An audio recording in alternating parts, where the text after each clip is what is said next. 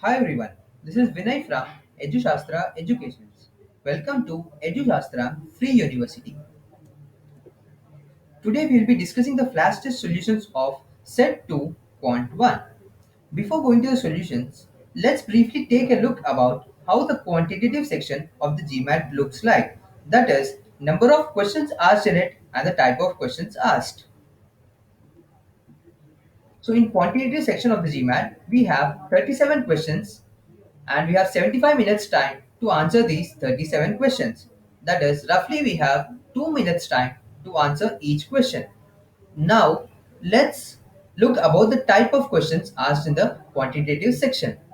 There are two types of questions which are asked in the quantitative section. The first type of question is the problem solving questions, and the other type of questions asked are the data sufficiency questions. Now, let's take a brief look about the problem solving questions. So, in a problem solving question, we are given with a question statement followed by five options A, B, C, D, and E, out of which only one option is correct, and we need to mark the correct answer. Now, coming to the data sufficiency questions. In data sufficiency question, you are given a question statement followed by two statements, statement 1 and statement 2, and followed by five options A, B, C, D, and E. Option A states that statement 1 alone is sufficient, but statement 2 alone is not sufficient. Option B states that statement 2 alone is sufficient, but statement 1 alone is not sufficient. Option C states that both statements together are sufficient, but neither statements alone is sufficient. Option D states that each statement alone is sufficient. And option E states that statements 1 and 2 together are not sufficient. So in data sufficiency, we have two types of questions. In the first type of questions, you ask whether is x is greater than 0 or is x greater than y, something of that sort. In these type of questions, you say that a statement is sufficient to answer the question if you are able to say a definite yes or a definite no to a given question using a given statement. The other type of question is the question in which you need to find the values of the variables. So in these type of question, you say that a statement is sufficient to answer the question when you are getting a unique solution. If you are getting multiple solutions using a given statement to a given question, then you say that that statement is not sufficient to answer the given question. Now let's move on to the solutions of the flash test. So coming to the first question states that A, B, and C flipped a coin 50 times and each time the coin landed on heads. C bets that on the 51st time the coin will land on tails. What is the probability that he is right?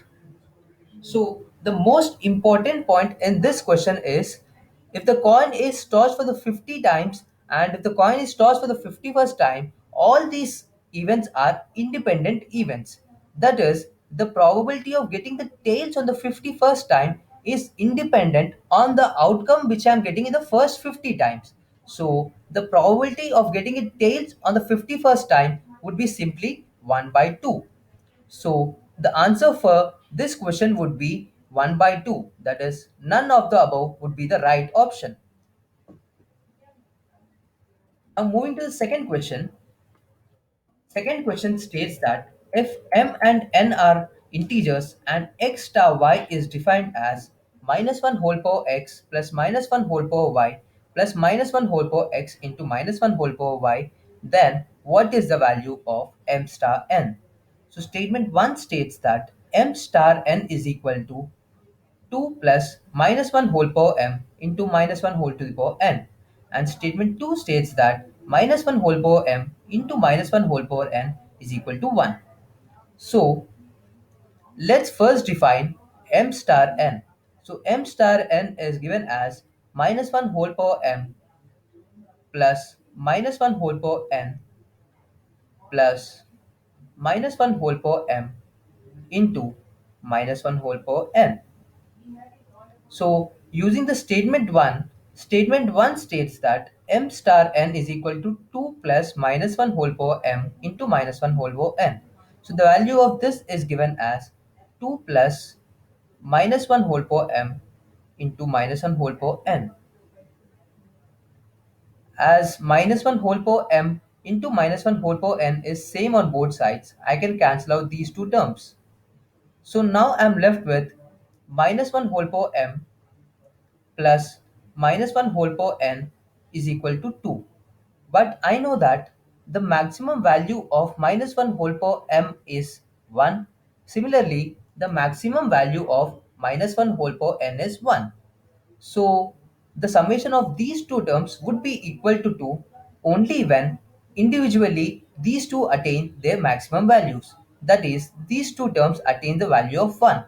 So we get the value of 1 only when m and n both individually are even numbers. So if m is even and n is even, then minus 1 whole power m would be equal to 1. Similarly, minus 1 whole power n would be equal to 1 and the summation would be equal to 2.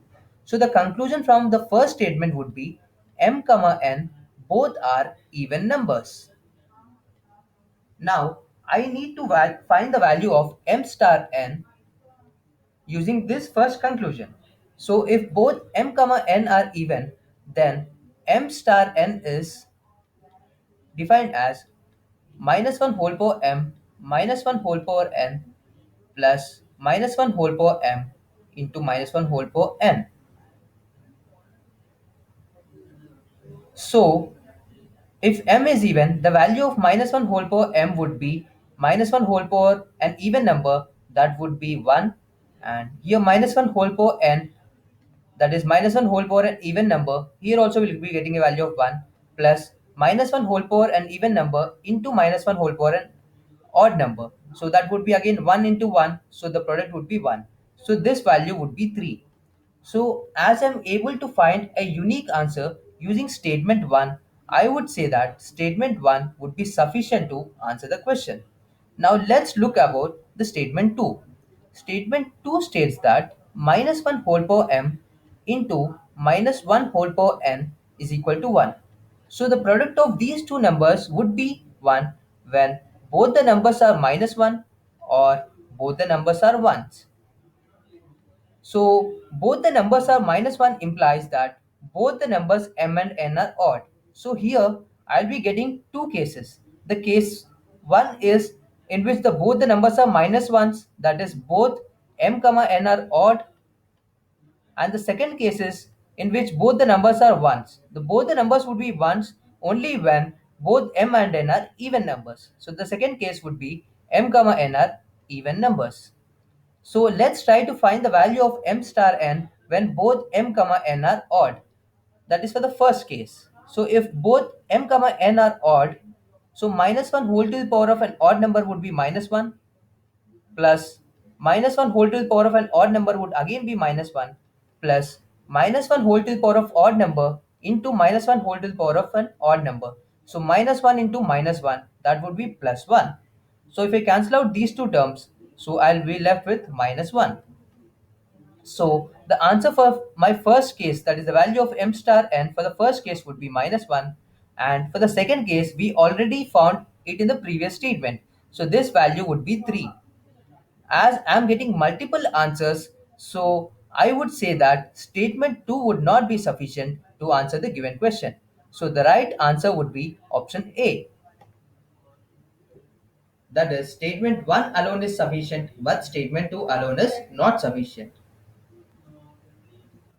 Now, moving on to the third question.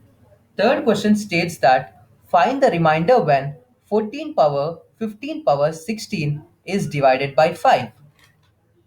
So, 14 power 15 power 16 is divided by 5. Primarily, I know that the remainder when 14 is divided by 5 is minus 1. So, with the help of remainder theorem, I would be able to say that the remainder when 14 power 15 power 16 is divided by 5 would be same as the remainder when minus 1 whole to the power 15 power 16 is divided by 5. So, Here, the most important point of this question is we need to know whether 15 power 16 is an odd number or is it an even number, because minus 1 whole power an odd number is minus 1 and minus 1 whole power an even number is plus 1. So that is the reason why we need to find first, is 15 power 16 an odd number or an even number. So if we look at 15 power 16, the last digit of this ends in 5. So from this we'll be able to conclude that this 15 power 16 would be an odd number. So if 15 power 16 is an odd number, so minus 1 whole to the power of an odd number would be minus 1 whole to the power of an odd number would be minus 1. So when you're dividing minus 1 by 5, the remainder would be minus 1, which would be equivalent to 4. So my answer would be E. E would be the right answer.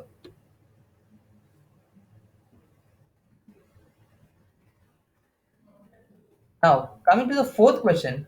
Fourth question states that does the population of rats in a zoo double every day? Statement 1 states that the population increased by 12 on a particular day. And statement 2 states that the population increased by 18 on a particular day. So, if I assume that the population on any particular day is n, so if the population of the rats is in a zoo is doubling every day, so it would be 2n on the next day, 4n on the next day, 8n on the next day, 16n on the next day, and so on. This keeps continuing. So if we just look about the increase in population, so increase in population is nothing but the difference of these two consecutive terms, that is n, 2n, 4n, 8n, and so on. This would be the increase in population. Okay, so if we just look at the statement 1, he's saying that the population increased by 12 on a particular day. So just think in this way that just by looking at this first statement, are you able to say a definite yes or a definite no to the given question or not? So let's suppose that the population of rat on one particular day is 2 and on other particular day it is 14. So in this case, the population of the rats increased by 12, but the population of the rat did not double. So in this case my answer would be no. Suppose if I take on one day it is 12 and the other day it is 24, here the population increased by 12, but it did double in this case. So in this, for this my answer would be yes. So as there is an ambiguity, I'm not able to say definite yes or definite no using statement 1 alone. That is the reason why statement 1 is not sufficient to answer my given question. Now let's look at the statement 2. We can give a similar example for even statement 2 also. Suppose if I take the population of rats on one day is 2 and on the other day is 20. So in this case, the population has been increased by 18, but the population has not doubled. So for this, my answer would be no. Suppose if I consider 18, the population of rats is 18 on one day and 36 on the other day, the increase is 18 and the population of the rats also doubled. So the answer for this question would be S. So as there are two different cases in which one for one case the answer is S, for the other case the answer is no. As there is an ambiguity, statement 2 alone would also be not sufficient. Now I should look at whether these two statements put together are sufficient to answer the question or not. So suppose if I take these two statements together, so one statement states that the population increased by 12 on a particular day, and the second statement says that the population increased by 18 on another day. So first I'll assume that the given question statement is true. If I assume that, then if on a particular day, if the population increased by 12, then on the remaining days, it would be increasing by multiples of 12s. Because from here, if you can observe that if on a particular day it is increasing by 12, then all the other numbers are multiples of this number itself. So all on the remaining days the population would increase by 24, 48, and so on. So it cannot increase by 18 on any other day. This means that my assumption is wrong. So as am I able to say that the answer is a definite no using statements 1 and 2 put together. That is the reason why my answer would be C for this question. That is, statement 1, both statements together are sufficient, but neither statements alone is sufficient. So C would be my right answer.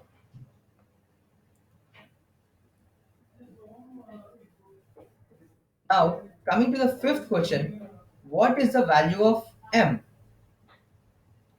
Statement 1 states that 7m plus 5n is equal to 29. And statement 2 states that m and n are positive integers. So let's consider statement 1. So 7m plus 5n is equal to 29. So let's check whether this statement alone is sufficient to answer the given question or not. That is in finding the value of m. So we know that this represents a straight line. So there are infinitely many number of points in it. So there are infinitely number of values of m which satisfy this given equation. So as I'm not able to find a unique answer using statement 1 alone, I would be saying that statement 1 is not sufficient to answer the given question. Now coming to statement 2, statement 2 states that m and n are positive integers. So as there are infinitely many number of positive integers available, I am not able to find a unique value of m. That is the reason why even statement 2 would not be individually sufficient to answer the given question. Now let's try to solve this by taking both of the statements together. That is, 7m plus 5n is equal to 29, and the other statement is m comma n belongs to the set of positive integers. So from this, if I just rearrange this term in the first statement, it is nothing but 5n is equal to 29 minus 7m. So n is nothing but 29 minus 7m by 5. Now, if I look at this question by taking both of these statements together, so I can observe here that m cannot be a value which is greater than 4. Why? Because if m is greater than 4, that is, if m is suppose 5, then n becomes a negative integer. So that is the reason why m cannot be any number which is greater than 4. So now we are left with only 4 options, that is m equal to 1, 2, 3, and 4. So if you put m is equal to 1, then you get n as 22 by 5, which is not an integer. So m cannot be equal to 1. So if m is equal to 2, if m is equal to 2, I get the value of n as 15 by 5, that is 3. So this is a possible solution because both m and n are positive integers here. If if m is equal to 3, if m is equal to 3, then the value of n is 29 minus 21, that would be 8 by 5, which is not an integer. If m is equal to 4, then n would be equal to 1 by 5, which is also not an integer. So if I am considering these two statements together, only possible solution is m is equal to 2 and n is equal to 3. That is the reason why my answer would be C. Why? Because here I'm able to find a unique solution of m by using both the statements a and 1 and 2 put together. That is the reason why correct answer would be option C. Thanks everyone.